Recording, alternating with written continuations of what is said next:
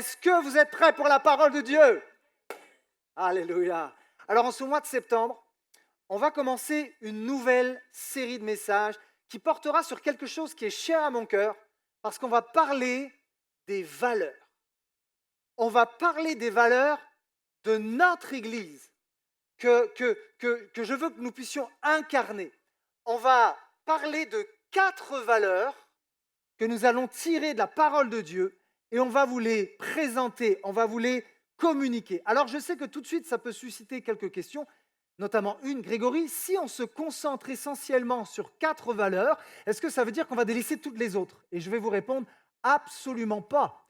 Nous croyons que tout l'enseignement de la parole de Dieu est bon et que nous devons le vivre et le mettre en pratique, que quelqu'un dise Amen. En revanche, je crois que Dieu donne une orientation spéciale à son Église. Je crois qu'il y a des principes pour l'Église universels qui ne changent pas, quel que soit l'endroit où nous sommes, quel que soit le temps dans lequel nous vivons. Il y a des principes universels. Mais je crois qu'il y a des principes pour les églises locales. Dieu va donner une orientation à une église locale en Chine, mais il ne donnera pas forcément exactement la même orientation pour notre église à Orléans. Il y a une direction pour l'église Parole de Vie. Croyez-vous? Et je prie que le Saint-Esprit nous dirige là où Dieu voudra nous emmener. Alors pourquoi avoir des valeurs en tant qu'Église? Pourquoi est-ce important d'appuyer, de s'enraciner dans ces valeurs-là? En fait, les valeurs, c'est ce qui va nous définir. Les valeurs, c'est ce que nous défendons, c'est ce qui nous motive. Les valeurs, c'est ce qui est important pour nous. Et j'ai réfléchi à ça. Voyez-vous, je crois que les décisions qu'on prend dans la vie sont profondément liées à nos valeurs. On ne peut pas prendre une direction qui est à l'encontre de nos valeurs. Quelqu'un est d'accord avec ça? Quelqu'un a dit ceci: lorsque nous utilisons nos valeurs pour prendre des décisions, nous faisons le choix délibéré de nous concentrer sur ce qui est important pour nous. Je crois que si nous incarnons ces valeurs qui sont tirées des Écritures, alors nous allons les valeurs que nous incarnons vont définir nos priorités, nos choix et les orientations que nous allons prendre dans cette Église. Et lorsqu'un groupe, et je dirais même lorsqu'une Église, partage les mêmes valeurs, en fait, la cohésion de ce groupe, la cohésion de cette Église, elle se renforce. Quelqu'un dit nos valeurs, c'est le moteur qui nous fait avancer. Amen. Est-ce que vous êtes prêts pour cette première valeur que je vais vous communiquer? Vous voulez savoir ce que c'est? La première valeur qui est très chère à mon cœur, parce que ça m'a marqué dans ma vie, j'aimerais vous parler de la grâce. J'aimerais qu'on soit une Église qui vive, qui incarne et qui communique la grâce de Dieu. Et aujourd'hui, j'ai intitulé mon message « Tu as encore le droit à la grâce ». Et on va se plonger dans l'évangile de Jean, chapitre 8, pour ceux qui ont leur Bible. Ceux qui ne l'ont pas, on peut suivre sur l'écran. Et c'est une histoire qui est très connue. On l'a tous entendue, on l'a vu probablement dans les films avec Jésus. Je suis sûr même que des non-chrétiens connaissent cette histoire. On est dans l'évangile de Jean, au chapitre 8, et ça commence à partir du verset 1. Voici ce que la Bible dit. Jésus se rendit au mont des Oliviers, mais dès le matin, il revint dans le temple et tout le peuple s'approcha de lui. Il s'assit et se mit à les enseigner. Alors les spécialistes de la loi et les pharisiens amenèrent une femme surprise en train de commettre un adultère. Ils la placèrent au milieu de la foule et dirent à Jésus, « Maître, cette femme a été surprise en flagrant délit d'adultère. Moïse, dans la loi, nous a ordonné de lapider de telles femmes. Et toi, que dis-tu » Il disait cela pour lui tendre un piège, afin de pouvoir l'accuser. Mais Jésus se baissa et se mit à écrire avec le doigt sur le sol. Comme il continuait à l'interroger, il se redressa et leur dit « Que celui d'entre vous qui est sans péché jette le premier la pierre contre elle. » Puis il se baissa de nouveau et se remit à écrire sur le sol. Quand ils entendirent cela, accusés par leur conscience, ils se retirèrent un à un, à commencer par les plus âgés jusqu'au dernier. Jésus resta seul avec la femme qui était là au milieu. Alors il se redressa et, ne voyant plus qu'elle, il lui dit « Femme, où sont ceux qui t'accusaient? Personne ne t'a donc condamné ?» Et elle répondit « Personne, Seigneur. » Jésus lui dit « Moi non plus, je ne te condamne plus, je ne te condamne pas, vas-y et désormais, qu'est-ce que le Seigneur dit? Ne pêche plus. Waouh, quelle histoire! On va mettre le zoom sur cette histoire. Et ce que j'aime quand j'étudie la parole de Dieu, c'est me poser des questions. Pas juste rester en surface, mais comprendre qu'est-ce que ça veut dire. Dans cette histoire, il y a à peu près 3 personnages. Allez, on va travailler ensemble. Ça parle de quoi cette histoire? Il y a qui? Il y a la femme adultère. Ensuite, il y a un deuxième groupe de personnes. C'est qui? Les pharisiens, le groupe des religieux. Et la troisième personne qui intervient, c'est Jésus. Et on va, au fil de ce message, mettre le zoom sur chacun de ces personnages, parce que chacun de ces personnages a quelque chose à nous dire. Chacun de ces personnages, en fait, veut dire quelque chose, représente quelque chose. Alors, on va se pencher premièrement sur la femme adultère, et j'ai intitulé mon premier point « Les conséquences du péché ». Revenons à cette femme. Elle a commis un adultère. Donc, on pourrait simplement s'arrêter là en se disant, cette femme, c'est une pécheresse. Elle a fait une faute morale, et puis c'est tout. Et puis on passe à autre chose. Et voyez-vous, parfois, on reste en surface au lieu de creuser. Jésus ne reste jamais en surface. Il va toujours plus loin. Il va toujours plus profondément. Et moi, je me suis interrogé, je me suis dit, mais pourquoi cette femme qui était probablement mariée a commis un tel acte? Je vais reformuler la question. Pourquoi cette femme va commettre l'adultère alors qu'elle connaissait d'avance les conséquences? C'était une femme juive, elle connaissait un minimum la Torah et elle savait que c'était risqué de coucher avec un autre homme parce que si tu étais pris en flagrant délit d'adultère, c'était la lapidation. Je me dis, mais je me suis mis à réfléchir. Pourquoi elle fait ça? Pourquoi elle a été jusque-là? Est-ce qu'elle avait des problèmes dans son couple? Je ne sais pas, le texte n'en parle pas, mais c'est une question qu'on pourrait se poser. Est-ce qu'elle se faisait battre par son mari? Est-ce qu'elle n'était pas considérée? Est-ce qu'elle a vécu des injustices? Je ne sais pas, le texte n'en parle pas. Mais par contre, ce que je peux interpréter, c'est ceci. Si elle était jusqu'à coucher avec un autre homme, si elle a été jusqu'à commettre l'adultère, est-ce que cette femme, il n'y avait pas quelque chose en elle qui n'était pas comblé? Quelque chose qui n'était pas satisfait en elle? En fait, il y avait un vide. Et elle a cherché par tous les moyens, et notamment par le moyen de l'adultère, elle a cherché à combler ce vide. Est-ce que c'est possible que cette femme avait tellement besoin d'amour qu'elle était prête à risquer la mort? C'est tellement malheureux en fait. Et il y a des gens, j'irai jusque-là, il y a des gens parfois qui vont commettre des péchés. Bien sûr qu'on est tous rebelles envers Dieu, mais parfois ils vont commettre un péché, c'est même pas pour lever le poing contre Dieu, c'est parce qu'il y a une détresse. Et ces gens vont essayer de combler le vide intérieur par toutes sortes de moyens, mais qui va les détruire en fait. Waouh! Vous savez, je ne sais pas si vous vivez une détresse en ce moment, si vous vivez une frustration, une blessure en ce moment. Mais l'être humain, quand il vit la détresse, vous savez ce qu'il cherche? Automatiquement, il va chercher des lieux de refuge. Tous les êtres humains cherchent des lieux de refuge. Vous savez, on vit dans une société qui vit à un rythme effréné. Et il y a autant de pression sur les femmes que sur les hommes. D'ailleurs, il y a presque plus de pression en étudiant un petit peu la vie et la société sur les femmes aujourd'hui. Et en fait, notre société, elle va tellement à 100 à l'heure que l'être humain, vous savez ce qu'il cherche? Un sas de décompression. Il y a tellement de stress au travail, les finances, les factures, les défis personnels, qu'on cherche un lieu de refuge. Il faut absolument décompresser. Et en fait, les entreprises ont compris ça, notamment les entreprises qui font des entreprises au niveau de la sexualité, la pornographie. C'est pour ça que ça cartonne. C'est pour ça qu'il y a tellement de personnes qui vont sur des sites de rencontres, même pas pour trouver l'amour, mais juste pour avoir du sexe un soir et c'est terminé parce qu'on veut décompresser. C'est pour ça que les sites de pornographie sont les sites les plus visités au monde parce que l'être humain cherche un vide. Cherche à combler ce vide parce que son cœur est vide, justement. Et c'est pour ça que ça marche autant. Et en fait, la société, les entreprises l'ont compris et le diable a compris. Le diable a compris que si tu combles pas ce vide sainement, oh, lui, t'inquiète pas qu'il va le combler avec autre chose. Waouh! En fait, Satan, il est malin parce qu'il va te proposer des lieux de refuge. Mais ces lieux de refuge, en fait, ce sont des pièges qu'il va camoufler.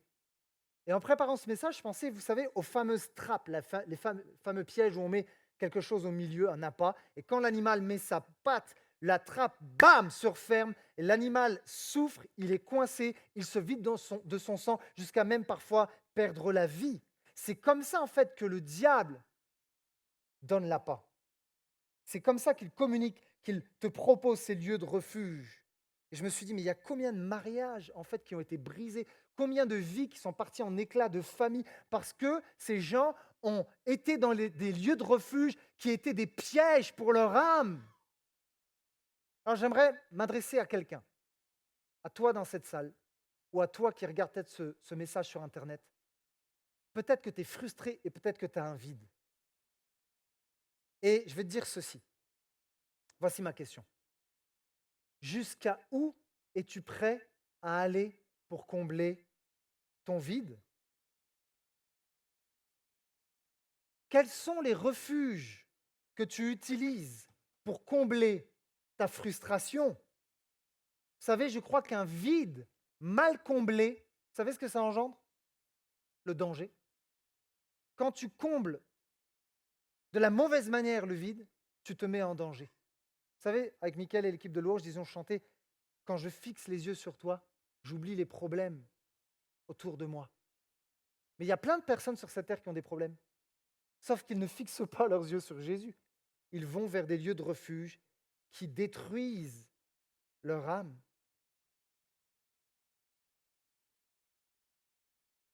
C'est le problème. Parce que je ne connaissais pas Jésus, j'ai essayé toutes sortes de choses. Et en fait, j'ai réalisé que notre réservoir de satisfaction se vide très vite. Très, très, très vite. Et que, en fait, vu que l'être humain n'est jamais satisfait, ça va l'entraîner dans un cercle vicieux, puisqu'il aura toujours besoin de remplir le réservoir. Et vous savez que ça coûte cher de remplir le réservoir? Même aujourd'hui, au niveau de l'essence, ça coûte très cher. Vous savez, l'essence, elle part vite. Et quand tu vas à la pompe, ça coûte cher. C'est pareil quand tu essayes de remplir ton réservoir émotionnel de choses qui sont mauvaises pour ton âme. Ça coûte cher au bout d'un moment. En fait, le péché va toujours engendrer des conséquences. Le péché, je pourrais le comparer un peu à la bonne cuite qu'on se prend et je ne sais pas si je peux dire ça, mais la gueule de bois qu'on a le lendemain. Et en fait, tu sais, quand tu fais la fête et que tu t'enivres et que tu te drogues, tu oublies tes problèmes, tu oublies tes soucis. Peut-être pour certains, c'est le jeu. Je ne sais pas dans quoi vous vous réfugiez. Et c'est sympa quand on le fait parce qu'il y a de l'adrénaline. On a l'impression d'oublier les problèmes. Mais le lendemain, après une bonne cuite, quand tu te lèves, qu'est-ce qui se passe? Tu as un mal de tête pas possible et tu passes ton temps à faire des allers-retours aux toilettes pour vomir et que tu dis « Qu'est-ce que j'ai fait ?» Mais c'est trop tard. Tu as pris la cuite et tu es en train de vomir en faisant tes fameux allers-retours. C'est pareil avec le péché. Il semble délicieux, il semble combler notre vide intérieur. Malheureusement, après, il y a des conséquences. Et ça, Satan se prive bien de te le dire, en fait. Vous savez ce qui est terrible? C'est que quand on pêche, quand on regarde de la porno, qu'on trompe sa femme ou qu'on fait d'autres choses, on le fait en secret généralement, on ne va pas le faire à l'église. Et ce qui est terrible, c'est que cette femme, moi je ne sais pas, ça fait combien de temps qu'elle trompait son mari? Est-ce que c'était la première fois? Ça faisait des mois, ça faisait des années, j'en sais rien. Peut-être qu'elle rentrait après avoir couché avec cet homme, elle voyait son mari, elle faisait comme si de rien n'était, j'en sais rien. Mais au bout d'un moment, elle s'est fait choper. Elle s'est fait choper, malheureusement. Et qu'est-ce qui s'est passé? Elle a été exposée sur la place publique. Vous savez, j'aimerais dire ça à quelqu'un. Tu ne pourras pas toujours cacher ton péché. Tu ne pourras pas toujours avoir une double vie. Tôt ou tard, la Bible dit que les choses seront mises en lumière. Évangile de Luc, chapitre 8, à partir du verset 17. Tout ce qui est caché maintenant finira par être mis en lumière, et tout ce qui demeure secret sera finalement connu et paraîtra au grand jour. Aïe, aïe, aïe. Parce que je me dis, lorsque ce péché caché a été mis en lumière, mais ça fait des dégâts. Moi, je ne sais pas si, dans cette foule, lorsqu'elle a été jetée en pâture, cette femme-là, je ne sais pas si son mari a vu ça. Je ne sais pas si ses enfants étaient là. Mais imaginez s'ils étaient là, les dégâts émotionnels que ça a pu engendrer. Voyez-vous, le péché, il engendre beaucoup de conséquences. La première et la plus grave de toutes les conséquences, c'est que le péché te sépare de la présence de Dieu, en fait. Le péché t'éloigne du cœur de Dieu. Et ça, c'est la chose la plus tragique. C'est pour ça que Jésus est venu, en fait. Mais non seulement le péché t'éloigne du cœur de Dieu et de sa présence, mais le péché va t'amener à avoir des problèmes relationnels, même avec les gens que tu aimes le plus. Et ça, c'est terrible. Imaginez les dégâts relationnels, la perte de confiance, la déception et même la colère en disant « Mais moi, je croyais que maman, elle était fidèle. Mais en fait, elle nous a toujours trompés. Elle a mené une double vie. Moi, je croyais que papa, c'était un modèle pour moi. Et j'apprends ça, c'est exposé publiquement. Mais je suis tellement déçu, je suis tellement brisé. » Et lorsque le péché est mis en lumière comme ça, c'est compliqué de recoller les morceaux. J'ai assisté à certaines choses, j'ai vu certaines choses. Et je peux vous dire, ce n'est pas impossible, mais je peux vous dire que parfois, ça crée bien des larmes. Lorsqu'on essaie de recoller les morceaux. En fait, le péché, qu'est-ce qu'il fait? Il brise des vies. Il brise des vies. Et pour conclure mon premier point, j'aimerais dire à quelqu'un, le fait de pécher ne te fera jamais gagner. Mais en fait, je pense me tromper en disant ça, si tu gagnes quelque chose. Parce que Paul en parle. Dans l'Épître aux Romains, au chapitre 6, à partir du verset 23, il va dire « Oui, avec le péché, ce qu'on gagne, c'est la mort. » Ce n'est pas le meilleur jackpot quand même. La seule chose que tu gagnes, en fait, c'est la mort. Le salaire du péché, c'est la mort. Et j'aimerais de tout mon cœur, là, maintenant, dans ce lieu, faire un appel à celui peut-être qui a un vide intérieur, peut-être que tu es dans la détresse et tu essayes de trouver des lieux de refuge et tu essaies de combler ton âme, mais d'une manière qui est dangereuse, qui t'emmène sur des voies qui t'éloignent du cœur de Dieu. Ne laisse pas ton péché t'éloigner davantage du cœur de Dieu. Je t'en supplie aujourd'hui, je plaide pour ça.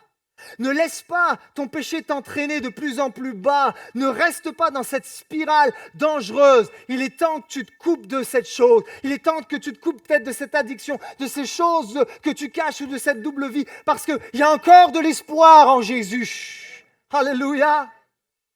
Ne gâche pas tout pour une satisfaction immédiate, mais qui va s'en aller très très vite en fait. Mon premier point était celui-ci. Les conséquences du péché, il y a des conséquences. Maintenant, penchons-nous sur le deuxième groupe de personnes. On va aller vers les pharisiens. On va mettre le zoom sur eux. Et j'ai intitulé mon deuxième point, les conséquences de la religiosité. Vous savez ce qui est subtil avec la religiosité? C'est que ça semble très spirituel. Ah, on va citer toutes sortes de versets bibliques. On va prier très fort. Et en fait, le désir de celui qui est dans la religiosité, c'est de se montrer, de montrer aux autres, de prouver aux autres qu'il est saint, qu'il connaît toute la loi. En fait, la religiosité met l'accent sur les œuvres, mais encore pire, et Jésus va le reprocher aux pharisiens, la religiosité met l'accent sur des détails sans grande importance pour délaisser ce qui est essentiel, comme la justice et l'amour. C'est terrible. La religiosité met plus l'accent sur l'aspect extérieur que l'aspect intérieur. Et voyez-vous, lorsqu'on se penche sur ces pharisiens, en fait, la question qu'il faut se poser, c'est quelles sont leurs réelles intentions?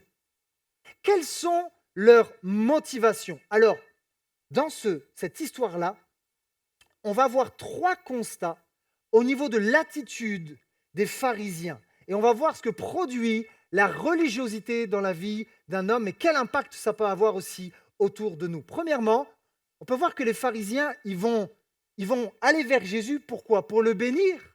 Non, pour lui tendre un piège. Et en fait, ils sont super malins, mais Jésus est plus intelligent. Et on le verra tout à l'heure. En fait, d'ailleurs, c'est très dur de faire... Moi, je ne sais pas comment j'aurais fait. Franchement, Jésus est un génie. Il est extraordinaire. En fait, si Jésus approuve la condamnation à mort, vous savez ce qu'il fait? Il dément son ministère de miséricorde, puisqu'il prêche l'amour. Mais s'il dit non, c'est bon, vous pouvez la lapider, en fait, les gens vont se dire, il parle de l'amour, il parle de la miséricorde, mais bon. Et de plus, ses adversaires peuvent l'accuser, vous savez de quoi? De la désobéissance devant les autorités romaines, parce que seules les autorités romaines avaient droit de vie ou de mort. Donc si Jésus disait, ok les gars, vous pouvez la lapider, ça le mettait dedans. Maintenant, s'il refuse que la femme soit lapidée, Jésus s'oppose à la loi de Dieu. Donc dans les deux cas, ils se sont dit, on va le coincer. Mais vous savez quoi? Vous connaissez un peu la loi de Dieu? Vous avez entendu parler des lois lévitiques et dans le Deutéronome? Vous savez que là, les pharisiens sont en train de faire une entorse à la loi. Vous savez pourquoi? Est-ce que vous savez pourquoi? Dans un adultère, il y a combien de personnes? Il est où l'homme? Et comme d'habitude, c'est l'homme qui s'en sort. Je sais que les femmes vont dire Amen. Mais c'est incroyable parce que le Deutéronome exigeait que les deux personnes coupables d'adultère soient tous deux lapidées. Le problème, c'est qu'il n'y a que la femme. Donc en fait, ces filous de pharisiens, vous savez ce qu'ils font là? Ils sont en train de bafouer la loi pour arriver à leur fin. Oh là là, c'est terrible. Et quelle leçon on peut en tirer pour nous aujourd'hui en 2022? En fait, attention quand tu as une Bible en main, de l'utiliser avec un cœur qui est mal disposé, parce que quand tu utilises mal la parole de Dieu avec des intentions qui ne sont pas pures pour tes intérêts personnels, ça fait des dégâts. Combien d'églises se sont déchirées ou ont même été comme dans une sorte d'aveuglement parce que l'enseignement n'était pas bon, parce que celui peut-être qui prêchait ou qui enseignait n'avait pas un cœur qui était disposé. Vous savez, la parole de Dieu, ô combien elle peut bénir, mais lorsqu'on l'utilise mal, ô combien ça peut faire des dégâts. Oh, vous savez, la Bible, c'est une arme. Encore faut-il savoir manier cette arme pour ne pas blesser tout le monde autour de nous. C'est tellement injuste qu'ils font les pharisiens parce qu'ils se donnent le droit de faire ce qu'ils interdisaient aux autres. En fait, c'est de la malhonnêteté. J'aimerais donner un conseil que je veux me donner à moi-même. Attention de demander aux autres de faire des choses qu'on ne s'applique pas à nous-mêmes. Parce que quand tu fais ça, ça va produire deux choses. Eh oui, cette attitude-là de religiosité va produire une chose assez grave. Et Jésus va encore le préciser. En fait, il faut toujours prendre conscience que tu es observé. Peut-être que tu as plus de maturité dans la foi que certains. Et peut-être qu'il y a des jeunes personnes dans la foi qui sont là et tu es un modèle pour eux. Vous savez que les pharisiens avaient des disciples? Vous savez ça? Et Jésus va leur reprocher, en fait, vos disciples, vous en faites des personnes qui sont encore pires que vous. Jésus le dit dans le Nouveau Testament. Pourquoi? J'appelle ça la loi de la reproduction. Il y a une loi, c'est une loi aussi en leadership, c'est la loi de la reproduction. C'est-à-dire que quand tu es responsable, les gens vont faire ce que tu fais. Vous savez, j'ai appris à ma fille, je ne sais pas si c'est bon, à tirer la langue. La petite Mila, elle a bientôt 1 an. Si elle me voit tirer la langue, elle me tire la langue. Si je parle fort, elle va se mettre à parler fort. Si je vais faire un petit câlin doux comme ça, elle va faire un petit câlin. Pourquoi? C'est la loi de la reproduction. Si un père de famille se permet de faire certaines choses, mais les enfants vont suivre. Et même pire, parfois, ils vont se dire, si papa a fait ça, je vais même me permettre d'aller plus loin. N'oubliez jamais ceci.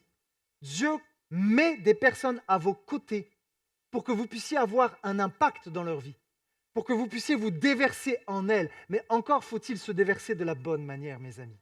Parce qu'il y a une loi, et cette loi, c'est la loi de la reproduction. Oh Seigneur, je veux reproduire des personnes qui ont un cœur pour toi, des disciples de Christ remplis du Saint-Esprit. Pourquoi? Parce que je vais avoir la bonne attitude. Même si je ne suis pas parfait, je vais avoir la bonne attitude. La deuxième chose que ça peut créer, lorsque en fait les pharisiens disaient de faire des choses qu'ils ne s'appliquaient pas eux-mêmes, c'est que ça crée une déception chez les plus faibles dans la foi. Et la personne va se dire, mais finalement, un chrétien, en fait, c'est un hypocrite. Donc si servir Dieu, si être chrétien, venir à l'église, c'est juste de l'hypocrisie, vous savez quoi? Moi, je ferme la porte et je me barre. Les dégâts que ça peut créer. Ça, c'est le premier constat. Le deuxième constat, c'est que qu'est-ce qu'ils ont dans la main, les pharisiens? Ils ont des pierres. Ils ont des pierres. Oh. Et en fait, les pharisiens, en ayant les pierres dans la loi, les pierres dans les mains, ils appliquent la loi. En partie, puisque l'homme n'est pas là. Et vous savez, il faut pas qu'on confonde quelque chose. Il ne faudrait pas croire qu'avec cette prédication, la loi est mauvaise. Ce n'est pas vrai. La loi, l'apôtre Paul dira qu'elle est bonne, elle est juste et elle est saine. Vous savez, ce n'est pas la loi qui est dure. En fait, c'est le cœur de l'homme qui est dur. Et c'est parce que le cœur de l'homme est dur que Dieu a instauré ce système de loi. Il ne faut pas mélanger les choses. La loi est bonne. En revanche, Jésus nous le montre et l'Évangile nous le montre. Si la loi est bonne, la loi a ses limites. Vous savez pourquoi? Il n'y a aucune puissance dans la loi. La loi n'a pas la capacité de purifier un cœur. La loi n'a pas suffisamment de puissance pour régénérer, pour transformer un cœur de pierre et le rendre semblable à un cœur de chair. Et c'est pour ça, en fait, que la loi, elle nous condamne. C'est parce que l'être humain n'a jamais réussi, n'a jamais été en mesure de pouvoir obéir pleinement et parfaitement à la loi de Dieu. C'est pour ça que Jésus a dit, prenez mon joug, parce que la loi mettait un joug qui écrasait les hommes et les femmes à l'époque. Et Jésus a dit, prenez mon joug, il est doux et il est léger. Que quelqu'un dise Amen. J'aimerais vous dire ceci. Il y a des chrétiens qui ont cru que plus il fallait mettre de règles et plus on allait sanctifier l'Église de Christ. C'est faux. Les règles ne transforment pas, ne changent pas les gens. Tu peux menacer ton fils qui est accro à la play en lui disant « Arrête !» et taper un coup de Bible dessus. Ça ne va pas le transformer. Au pire, ça lui fera mal à la tête. Tu peux menacer. Tu peux crier, tu peux citer tous les versets bibliques de la terre en y mettant des règles par-dessus d'autres règles. Ça ne changera pas, mon ami. Et parfois, on s'est planté de combat. Vous savez, on a confondu même. On a confondu la dureté avec la spiritualité. Vous savez, moi, je suis fils de pasteur, ça fait 36 ans que je suis né pratiquement dans l'église. J'ai vu des choses formidables dans l'Église du Seigneur qui m'ont tellement touché. Mais j'ai vu des choses que je ne veux plus jamais revoir.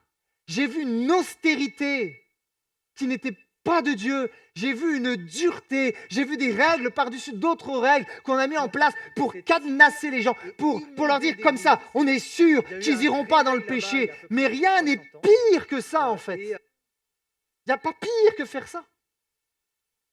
Waouh! Vous savez, la loi nous a montré ce n'est pas la lapidation qui va changer le cœur de l'homme. Au pire, ça amènera de la peur dans les gens. Mais est-ce que Dieu veut qu'on le suive par peur? Est-ce que Dieu veut qu'on ne pêche pas juste par peur de mal, de ne pas bien se faire voir? Parce que tout ce qui comptait pour les pharisiens, c'était de bien se faire voir. Ils avaient l'apparence de la piété, mais ils en reniaient ceux qui en faisaient la force. Wow. Vous savez, en fait, la religiosité, déjà que la vie sur cette terre, elle n'est pas si facile que ça. Ok, on a tous des défis, on a tous des combats et on a tous parfois des larmes. Mais la religiosité rend la vie encore plus difficile. Vous savez pourquoi? Elle met un joug qui est terrible, je viens de le dire. Et là, Jésus va dénoncer les pharisiens en leur disant ceci dans l'évangile de Luc au chapitre 11 et au verset 46. « Malheur à vous aussi, maîtres de la loi ! Vous mettez sur le dos des gens des fardeaux difficiles à porter et vous ne bougez pas même un seul doigt pour les aider à porter ces fardeaux. » C'est-à-dire que les pharisiens mettaient un joug terrible sur le dos des gens, mais eux, ils n'assumaient pas. Ils partaient et ils ne les aidaient même pas. C'est terrible et Jésus va leur reprocher ça. J'aimerais vous dire ceci. Faites attention, s'il vous plaît, faites attention à comment vous allez partager la parole de Dieu autour de vous. Vraiment, je leur dis, elle peut bénir cette parole.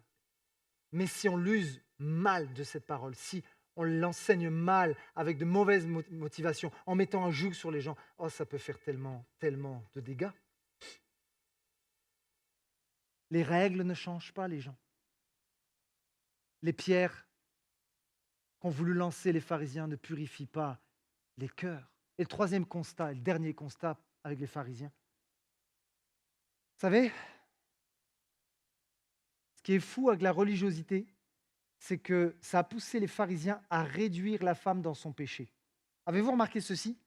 elle n'est même pas nommée par son nom. Et elle n'a pas le droit de se défendre. Et là, ne vous inquiétez pas, je ne vais pas lever le drapeau du féminisme, mais je vais dire quand même quelque chose. Voyez-vous, que vous vouliez ou pas, Jésus a relevé le statut de la femme. Et je suis obligé de dire certaines choses. Parfois, la femme a été peu considérée dans les églises. La vie des hommes était plus importante que la vie des femmes.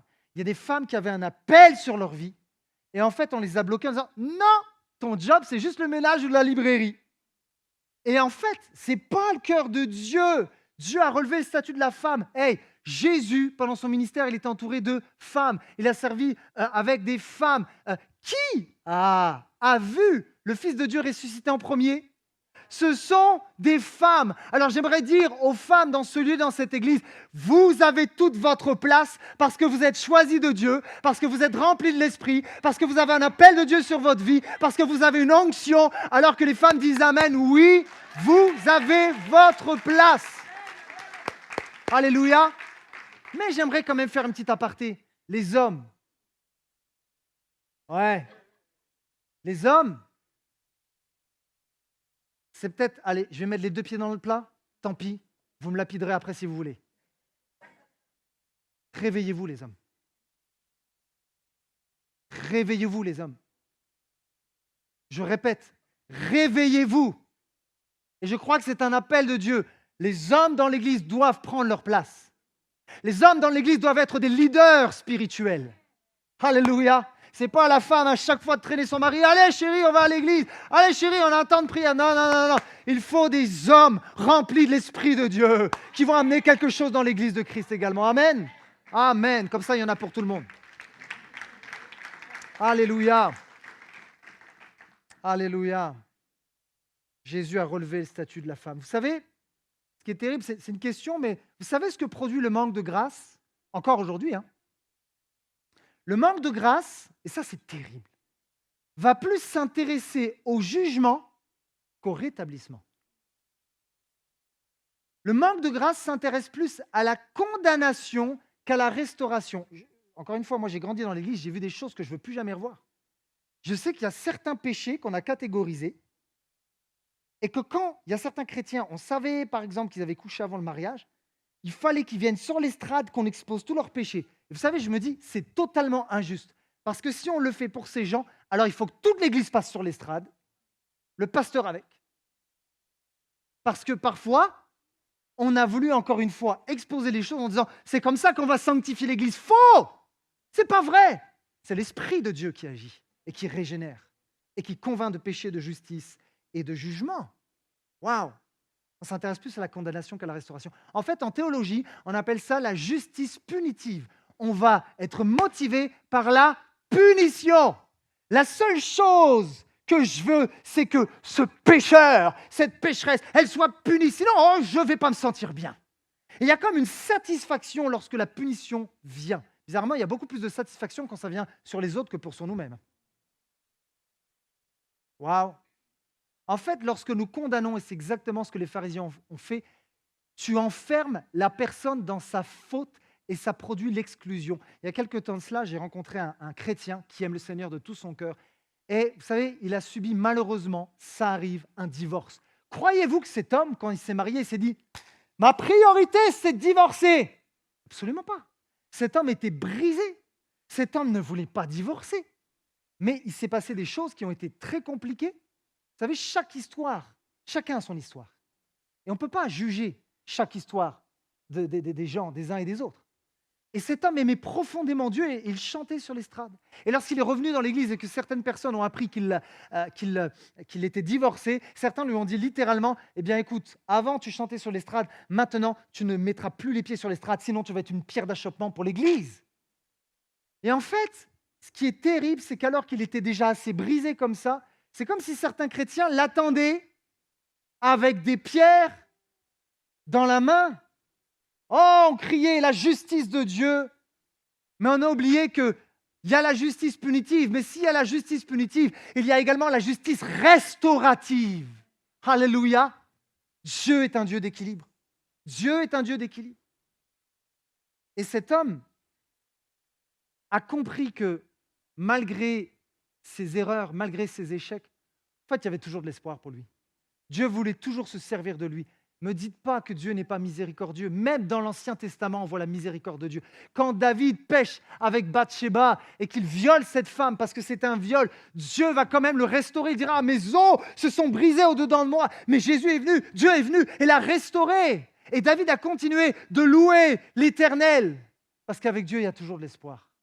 Il y a toujours de l'espoir. Alléluia. Oh. Combien d'histoires dans la Bible nous montrent Jésus qui a été chercher quelqu'un qui était égaré? La parabole de la drachme perdue, la parabole du fils prodigue qui faisait n'importe quoi, qui a dilapidé tous les biens de son père. Qu'est-ce qu'il a fait le père? Il l'attendait avec une pierre? Non, le père l'attendait les bras ouverts.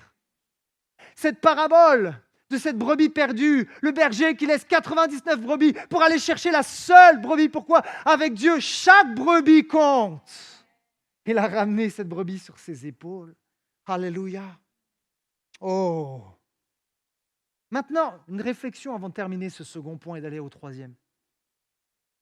Pourquoi les pharisiens ont condamné cette femme? Alors certains, vous allez me dire, pour respecter la loi. Et je crois que c'est plus profond que ça.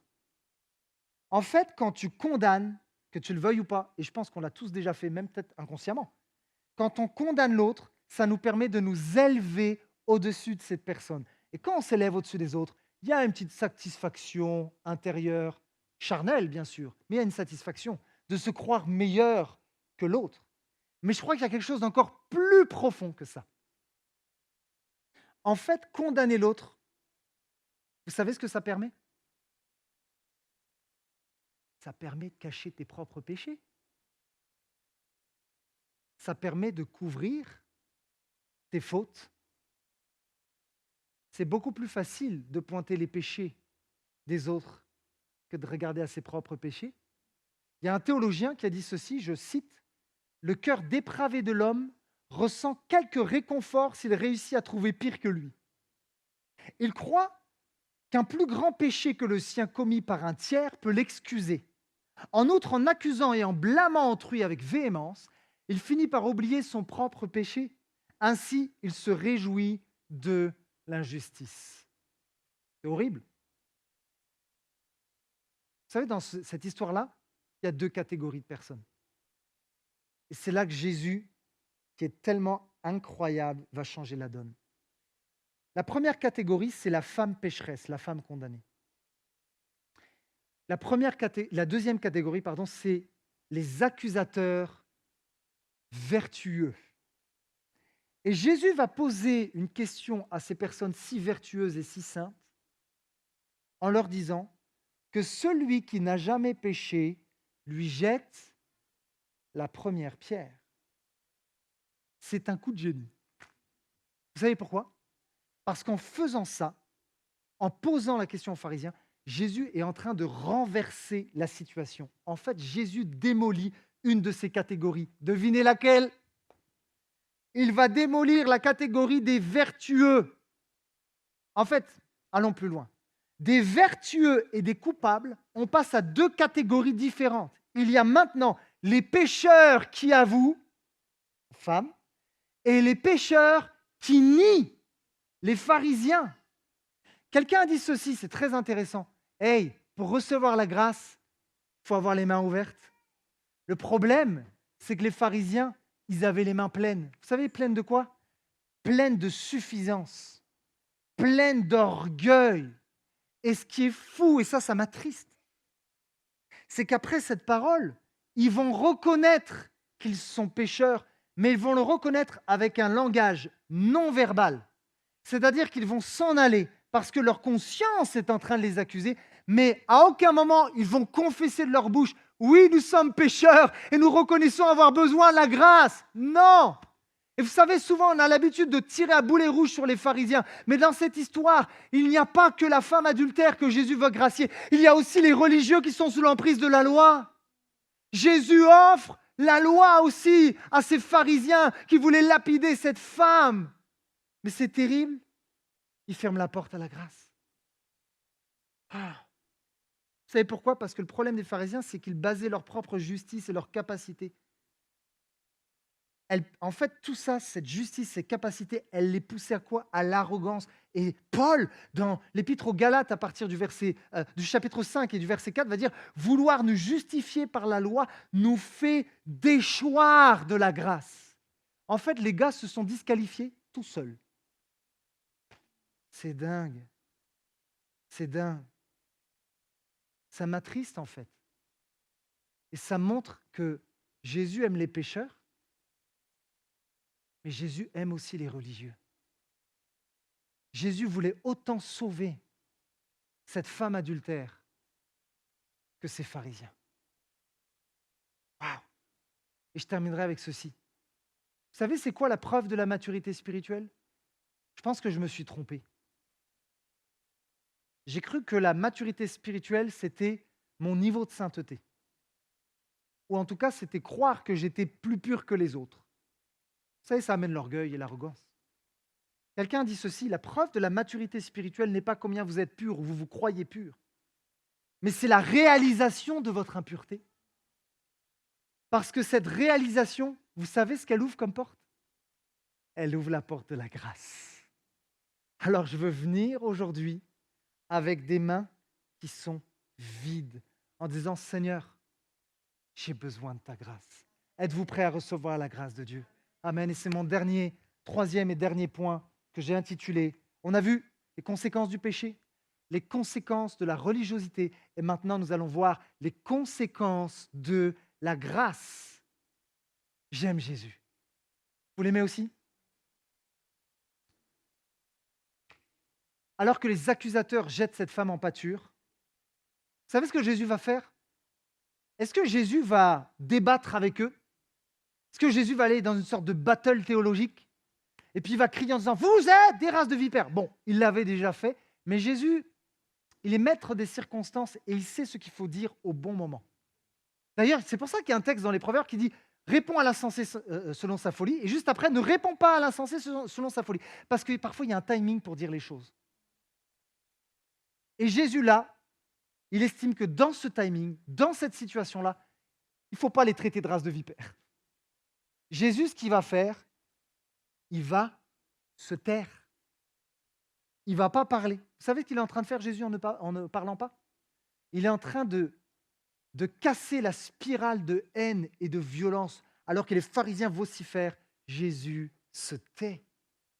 Vous savez, sans même parler, la grâce, elle va émaner de Jésus.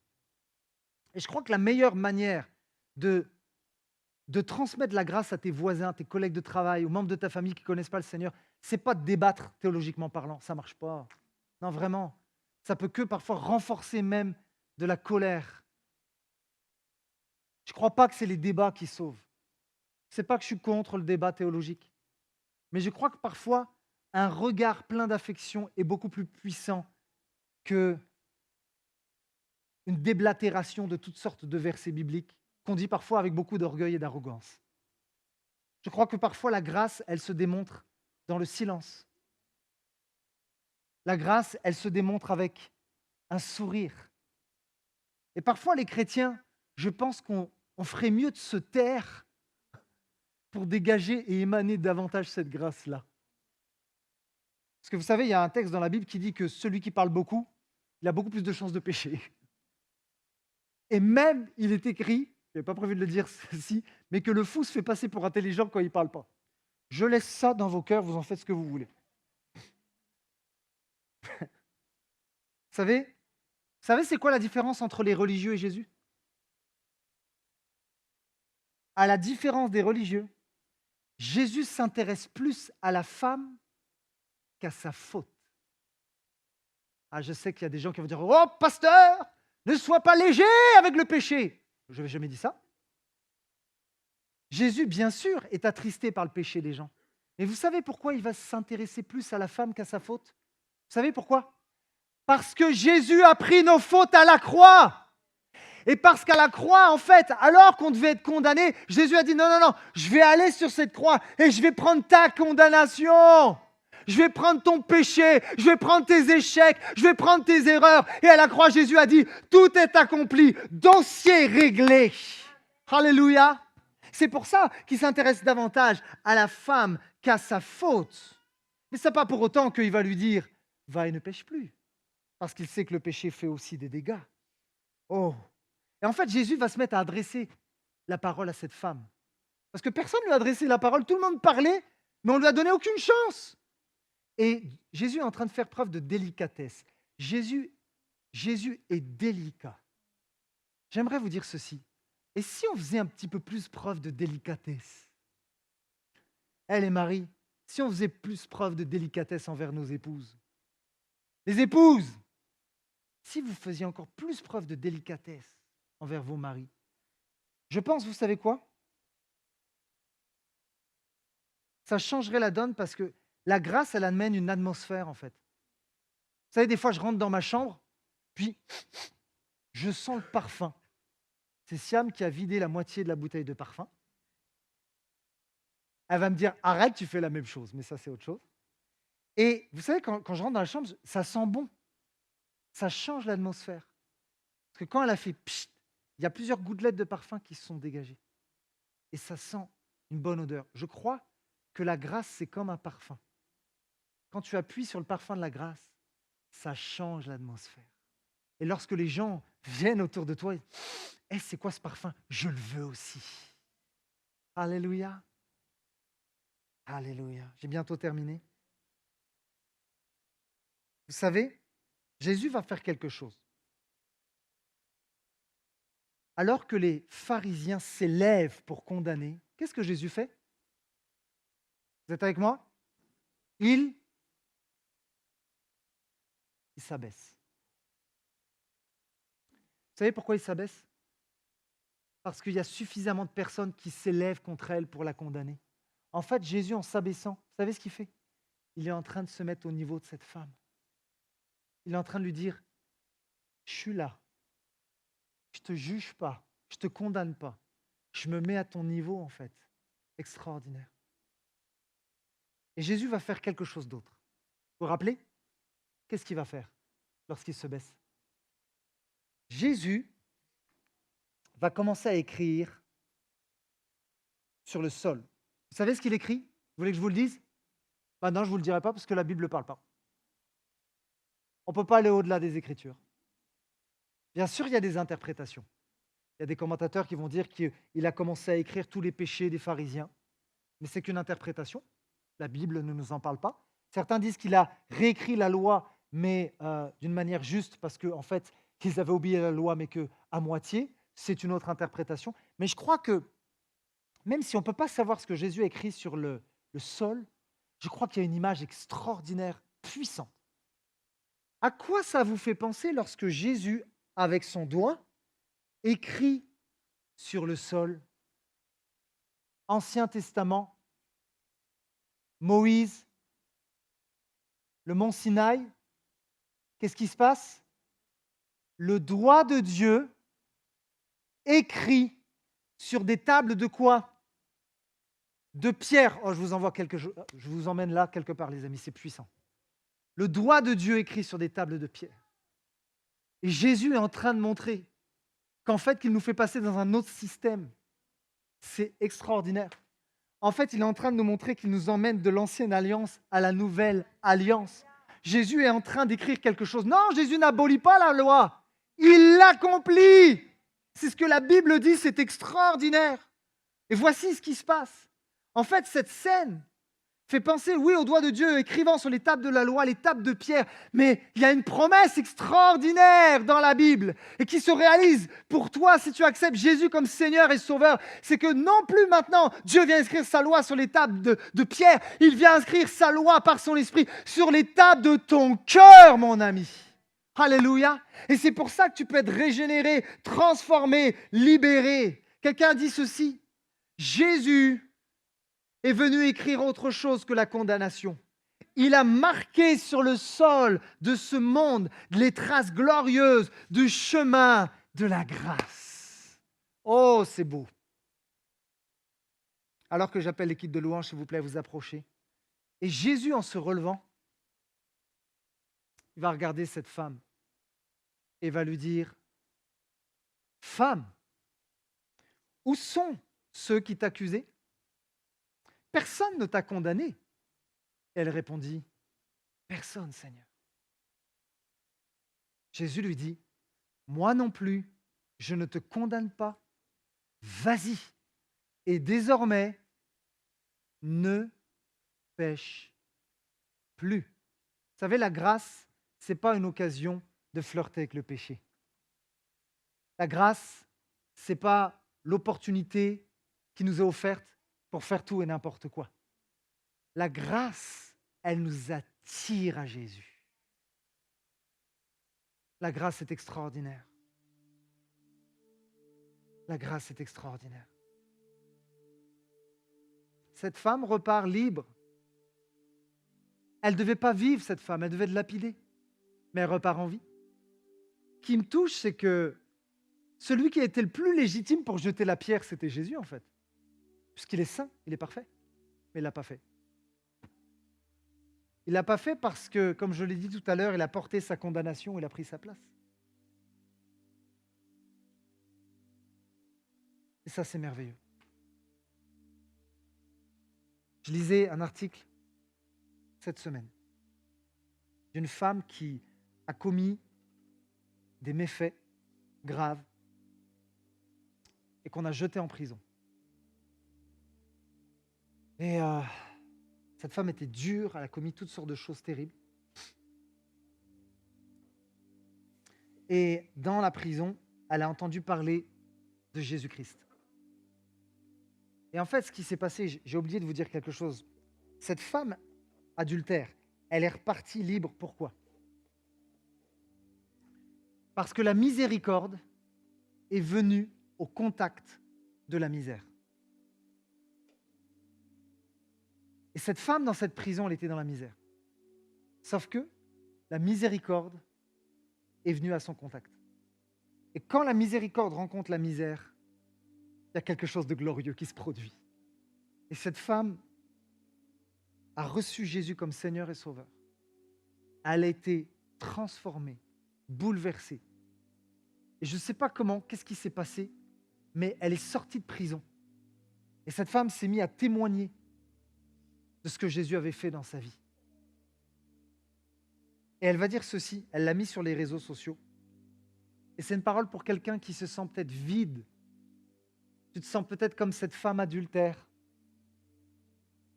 Et cette femme dira, qui est sortie de prison, il n'y a pas assez de fossé assez profond pour que l'amour et la grâce de Dieu ne puissent t'atteindre. Pas d'erreur assez grave pour qu'il ne puisse pas te pardonner. Alors maintenant que tu sais que tu as encore le droit à la grâce, tu peux t'approcher de Dieu. Tu sais comment? Pas avec peur, mais avec assurance. Vous savez ce qu'engendre la grâce, ce que permet la grâce? Elle nous permet de nous approcher du trône de Dieu avec assurance. En fait, la grâce ouvre cet accès à Dieu.